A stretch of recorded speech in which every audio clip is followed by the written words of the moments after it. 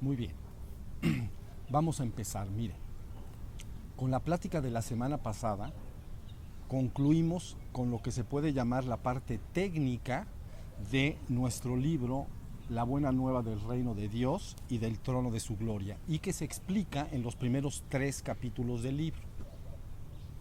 El día de hoy me gustaría hacer un repaso a estas pláticas anteriores para tener un panorama global de lo que hemos dicho. ¿Okay? Como recordarán, en la primera plática entonces comentamos 2 temas principales. Uno, la imagen que podemos obtener de la Biblia en su conjunto y que tenemos aquí reflejada en esta gráfica. Y 2, el marco teórico mínimo, pero suficiente para poderlos guiar a todos hasta la verdad completa. Veamos primero entonces la imagen que podemos obtener de la Biblia en su conjunto. Miren, el Antiguo Testamento entonces inicia, como todos conocemos, con el principio del tiempo, es decir, con la creación y la caída del ser humano entonces al reino material.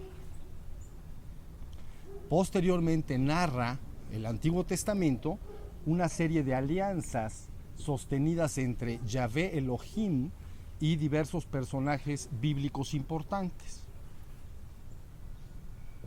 Luego entonces el Nuevo Testamento, por su parte, narra, como todos sabemos, inicialmente la vida de Jesús y el mensaje que Cristo, el Hijo del Hombre, entrega a la humanidad.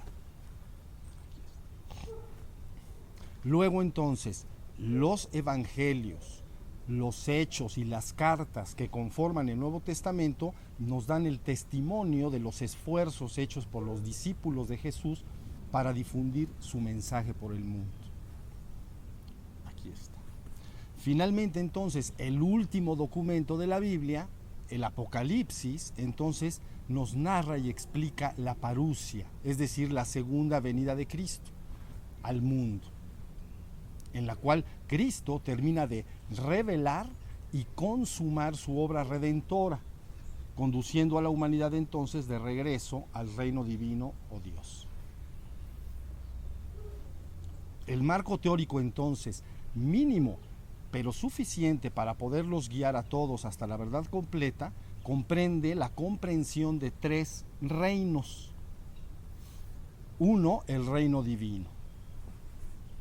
2, el reino espiritual, dividido en 2, como ya lo hemos dicho, el reino espiritual ascendido y el reino espiritual caído. Y finalmente 3, el reino material.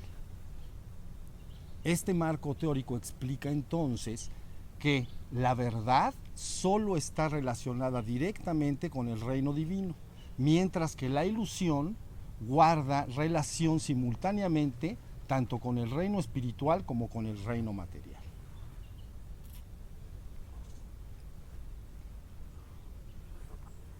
La segunda plática entonces trató también 2 temas. Número 1, la manifestación de la existencia del reino espiritual y del reino material como el acto de inflar un globo, tal y como podemos ver en esta imagen con las flechas apuntando hacia afuera. Y 2, la situación que vive ya el ser humano en el reino material. Entonces recordarán que en aquella plática dijimos que el Génesis está explicando entonces la manifestación o creación del universo en 7 días o eras.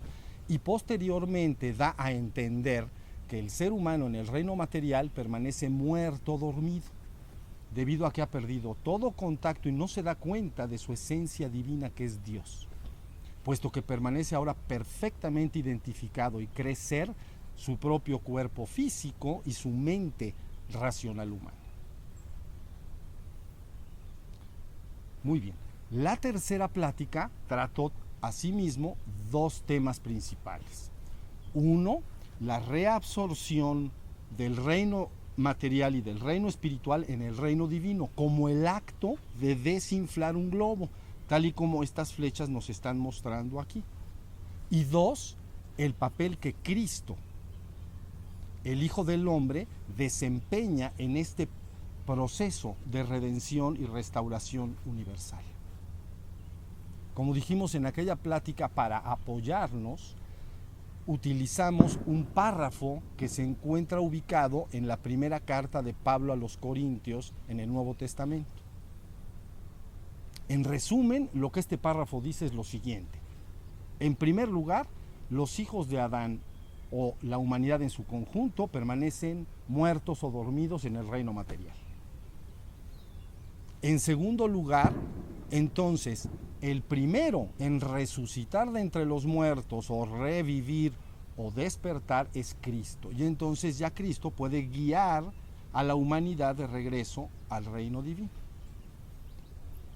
En tercer lugar, entonces se explica que Cristo en su segunda venida al mundo, entonces despertará inicialmente y resucitará inicialmente a los que le esperan, a los suyos, y que luego estos ayudarán a despertar a la humanidad en su conjunto, para entonces tomar a la humanidad en su conjunto y de alguna manera restaurarla inicialmente hacia el reino espiritual ascendido.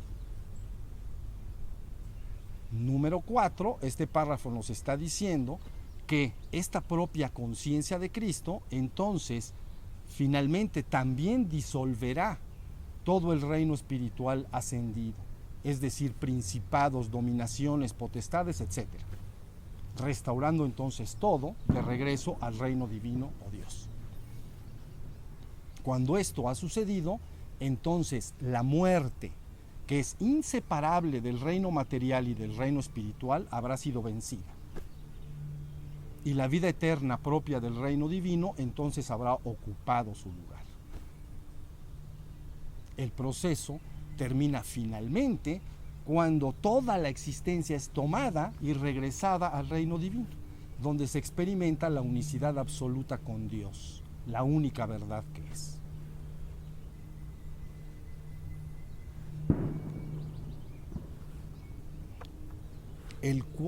La cuarta plática entonces trató dos temas de importancia capital.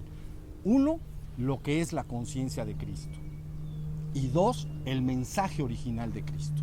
Sobre la conciencia original de Cristo, sobre lo que es la conciencia de Cristo. Entonces, dijimos que cuando un ser humano o espiritual entra al reino divino, se hace una sola conciencia con Dios. Y una vez que sale nuevamente a la existencia, ya sea del reino material o del reino espiritual, lo que verdaderamente permanece es un perfecto estado de ser, sin el mínimo pensamiento en la mente, pero que vuelve a percibir la existencia que le rodea. Y dijimos entonces que este perfecto estado de ser es un estado de ser santo, puro e inmaculado. Y dijimos entonces que este ser santo, puro e inmaculado era precisamente la conciencia de Cristo o del Hijo del Hombre.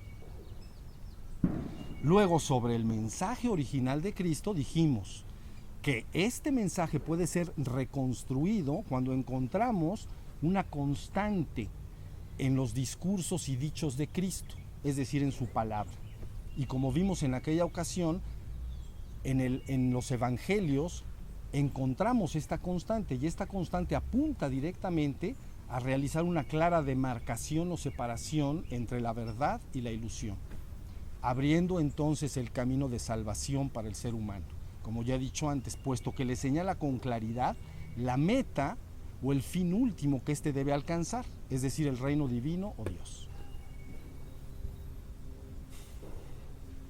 En la última plática quinta de la semana pasada, entonces lo que estuvimos viendo fue las prácticas que conviene al ser humano llevar a cabo para pasar desde la ilusión, que es el reino de la muerte, hacia la verdad, que es el reino de la vida eterna.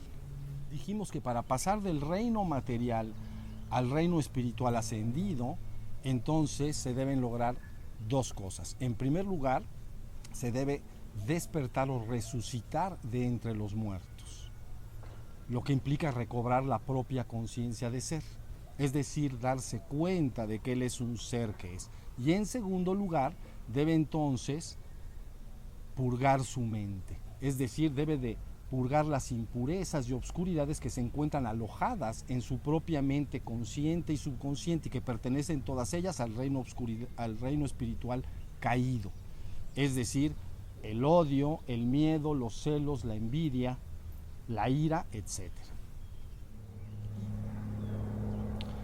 Luego entonces dijimos que para lograr este paso, ¿no? Para lograr este paso desde el reino material hasta el reino espiritual ascendido, había dos tipos de prácticas.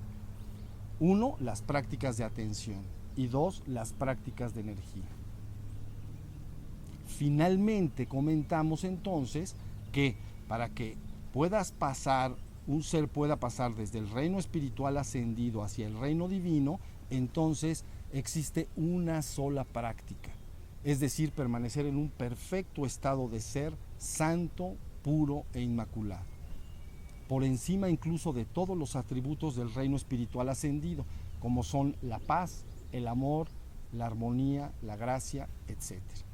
Y que al permanecer en este perfecto estado de ser santo, puro e inmaculado, entonces uno se ubica a sí mismo en el punto exacto para poderse fundir con la santidad absoluta que es Dios en el reino divino, la única verdad que es. Como vemos entonces, este estado de ser santo, puro e inmaculado se asemeja a una gota de agua pura y cristalina, lista para fundirse con el infinito océano de agua cristalina y pura que es Dios. Muy bien, con lo dicho hasta aquí, entonces podemos dar por terminada esta plática para continuar ahondando la semana que entra en el tema que nos ocupa. Muchas gracias.